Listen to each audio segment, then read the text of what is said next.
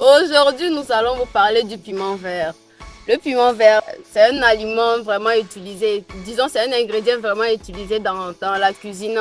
Nos mamans utilisent ça pour nous faire la cuisine et elle est souvent vraiment sollicitée sur le marché.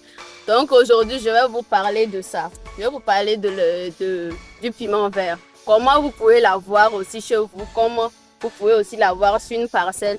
Comme je le disais, on peut aussi le faire sur une culture hors sol.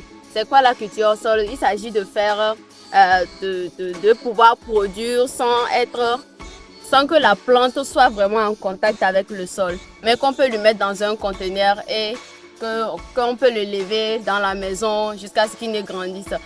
Alors, toi qui ne sais pas vraiment de quoi je parle, tu peux retourner sur la vidéo précédente que j'avais fait. J'ai montré comment on pouvait faire ça.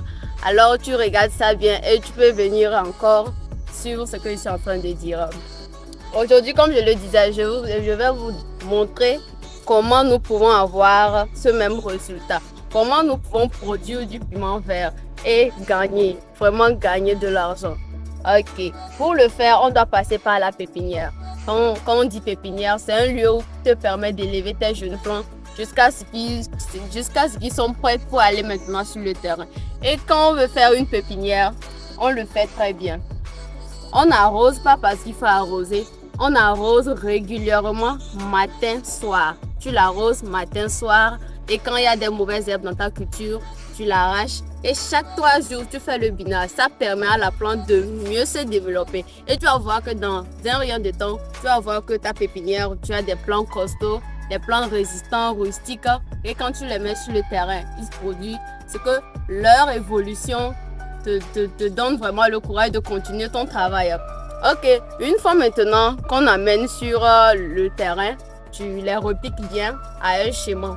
Ça dépend de la variété. Ça dépend de la variété que tu utilises. Quand tu achètes tes semences et que tu finis de faire ta pépinière, tu la mets sur le terrain. Tu utilises le schéma conseillé par celui qui t'a vendu ou selon tes expériences, tu peux utiliser ce schéma.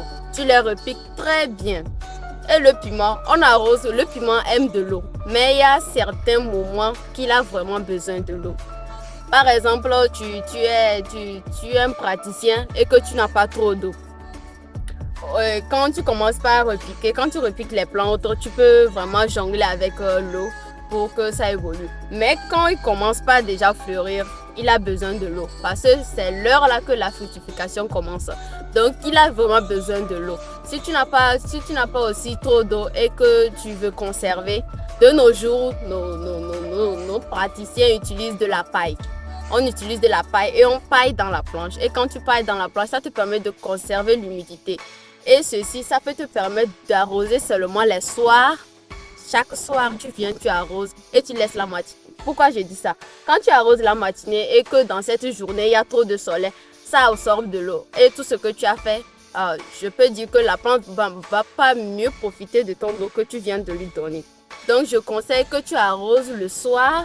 Chaque soir, tu viens, tu l'arroses. Et quand tu viens la matinée, tu vois que c'est humide. Et tu attends encore le soir, tu l'arroses encore très bien. Tu vas voir que tes plants même, elles évoluent avec fierté. Et quand tu vois ça, tu sens vraiment que tu es en train de pratiquer. Je vous remercie d'avoir suivi cette vidéo jusqu'à la fin.